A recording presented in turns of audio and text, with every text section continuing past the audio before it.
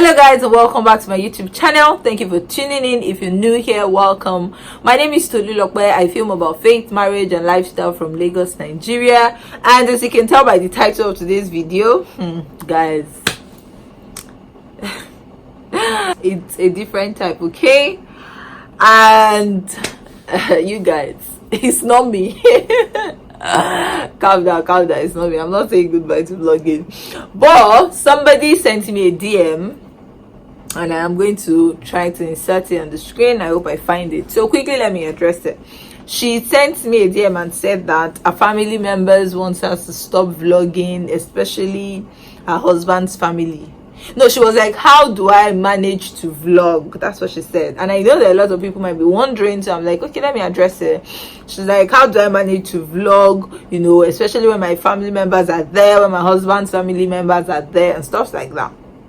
So I thought, okay, let me address it, because there might actually be people, I know people that are not comfortable. They want to vlog, but they're not comfortable with, you know, what their family will say or what their family members will say. So let's gather here, okay? Let me try to talk to you guys about, not like I'm a boss, so myself, I see the fear sometimes, but anyway, let's jump right into it. So the first thing I'm going to say is, be very sure that this vlogging thing is for you. Trust me, there is no need causing drama or, you know, taking up what I call it, insults, like making people look at you one kind of way. It's like what you said that your husband's family members are doing. If you're not sure that you will even go the long haul with this thing called vlogging, if you're not sure, if you're not convinced that you're called out for it, what's the point, you know? Then just be happy and say goodbye to the vlogging. So that's the first thing. You have to be really convinced. Either you're doing it for impact, either you're doing it for purpose, either you're doing it for money. Like, just be really convinced that this is something you want to sit on. Because let me just say now that doing YouTube is not bent. A lot of people feel like, oh, it's not YouTube, just sit down and talk. The work that goes on behind the scene, the editing, the lighting, all those ones are small. When you now start making money, you know, you're looking for views up and down. YouTube is not bent. And especially for people, I'm happy I don't do this as a full-time job. And I was discussing with one of my friends today that if I was doing YouTube as a full-time job, I feel like I'll just be taking anything, any company that approaches me. I'll be desperate, you know. But right now it's easy for me to say, oh, I'm sorry, this is not in line with my channel's you know, thing. Or it's easy for me to say, I don't want to promote this on my channel, even if they're offering a lot of money. It's easy for me to turn down things that don't match my values, basically, or things that don't match my publishing schedule and stuff like that, you know. So I'm just trying to say that doing YouTube is not easy. You have to be passionate about it. You have to have that passion. You have to be passionate about it. You have to know what you want out of YouTube. Legit, literally, you have to know what you want out of YouTube. I feel like this is the point.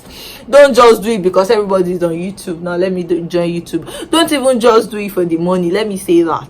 I feel like if you're doing YouTube for the money, you are going to be frustrated for starters, because now YouTube has reviewed their stuff. You have to get to 1,000 subscribers, which is even easy. But when you now talk of 4,000 watch hours, do you guys know what it is for people to watch your videos for 4,000 hours?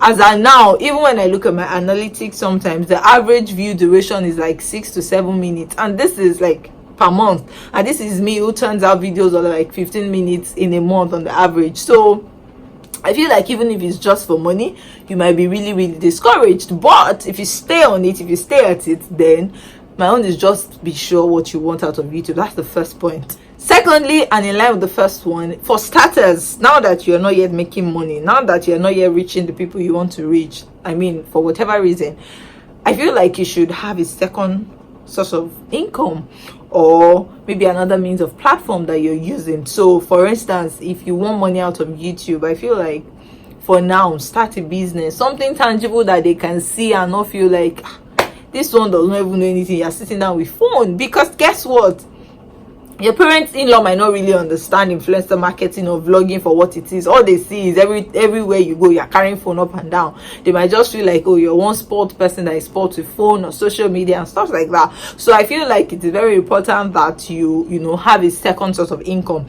Your husband might even understand, which is another point. Make sure that your husband or your partner is with you on this. So even when it seems like this one is always pressing phone, sometimes your husband can, it's easier for husbands to talk to their families. I know that there are people that have a great relationship with their in-laws like I do, but at the end of the day, wisdom for me is still that there's some things that it is my husband that will table, to his parents or his family, so I feel like it is important that, let your husband be in on it with you. But that's not the point yet. The point on this one is have a second source of income, something that, when they see you, they're not just, all they're seeing is one irresponsible person that is just always bringing our phone up and down. We're also in Nigeria. Society is not really supportive of this influencer marketing as day job yet. So have a, and if it's impact you're looking for, try to reach people also on Instagram so that you can have a sense of fulfillment.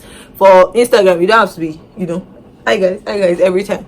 You can still have your impact. Even if it's one person you're reaching, you can still have a sense of fulfillment from even Facebook or Instagram or any other social platform that will not require you physically bringing out your phone to their faces every time. Then the third point, which I already mentioned, is just make sure that your spouse is in on it with you. I feel like that as a way of boosting morale and boosting your confidence. So even when they do insult you, or even when they do say, why is it that you don't know more than phone, the fact that you have your partner who is in on it with you would, give you some sort of succor and encouragement, to keep going. Another thing I have to say though is use your head. Wisdom is profitable to direct. I feel like I love that statement so much. Wisdom is profitable to direct. So even though I am a vlogger at this level, not like it's a big level, but I'm talking as regards, in comparison to somebody who just wants to start or is just growing. It's not in every event that I go with my in-laws that you will see me whipping out my phone, because I have such a great relationship with them. It is easy for me to do sometimes, but still wisdom tells me that you can sense that, oh, they're in the mood for some selfies. You can sense it, not like they're in a very serious mood. You now go and put camera on their faces. It can irritate anybody. So literally just know when and when not to vlog. I feel like one of the things people need to know is you don't owe the world every moment of your life. Even though you're sharing your page, you don't have to share everything. And if you don't, nobody, number one, would know what has gone on behind closed doors, and number two, nobody will come and question you, harass you for, oh, why didn't you share this and that and that. Just share at your pace, which is something that will really, really help a lot of YouTubers. Don't let the internet rush you. Share at your pace and stuff like that. So yes, back to this point, let wisdom decide when and when, so that obviously they also don't see you as you're always bringing out your phone every time. It's phone. In fact, another thing that I will add to this point is start with the sit down. So even if it's money, you don't have to, you can do it in the comfort of your room when your in-laws are not there. It's not like they will now see that you've uploaded a video. If it's making sense, if it's nothing that promotes vices in this generation, if it's nothing that promotes promiscuity, it's nothing that promotes bad things, nobody will come and judge you and say that, oh, why did you upload that? So start with doing it in the comfort of your house. Don't start by putting a camera in people's faces. Also, at the same time, you don't want to start YouTube and you're already even putting your family out there, your extended family out there. Even be sure that this is really for you by starting alone, for starters. And when I say alone, of course, you and your husband that is in on it with you. Another thing is be strategic. So if you know that there is somebody else that can help you, in fact, it will even create better content for you, because now you're showing in it. If you guys saw my daughter's dedication, if I was the one vlogging, I wouldn't have been able to show. So what I had done was I gave somebody my phone and begged the person beforehand that please vlog me. At the end of the day, I didn't even use the clip because I got a better one from the church videographer. On that note, shout out to you, Video Wood. He's on Instagram. He's so good and very affordable. Video Wood TV. I'll try to put his link in the description box. He's always coming through for me when we have family events. If not for him, sometimes I might not be able to put those recaps that you guys see. Anyway, so yeah, if you know that you're going to get that, there's no point now still bringing out your phone. Everything is still content at the end of the day, and it really depends on what you're trying to pass across to your viewers. Lastly, I'm going to say consistency is key. Like I said, if you know what you want out of here, keep at it, keep doing it. So with all these other points that I've said, be consistent. With time, they will ease up. With time, they will say, okay, we're tired of talking, or this girl knows what she wants, just be consistent. By the time you start to get the numbers, by the time you start to get the impact or the money, whatever it is that YouTube is or means to you, you know, they're going to see the sense in it. They might not still be at that place where they are 100% comfortable with it, but at least they know that you're not just wasting your time. They know that you're not just, you know, doing nothing or just bringing our phone for bringing our phone's sake. So yeah, those are my tips on how to do YouTube against your family's will, literally. And for me, I did, yes, my family is still supportive. My parents-in-law, my husband especially, and now my daughter, because she's always smiling for you guys.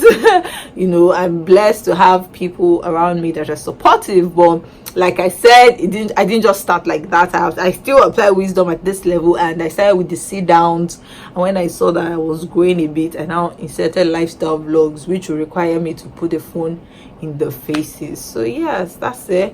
I've come to the end of this video. Please share, like, and subscribe, and let me know if this video helped you, because I know there's some people that want to do YouTube, but they're like, my family will not agree and stuff like that. So yeah, thank you so much for watching, and I'll see you guys in the next video. Bye. So the first thing I'm going to say is, and as you can tell by the title or from the title, which one is the same, right? Hold tight, hold tight.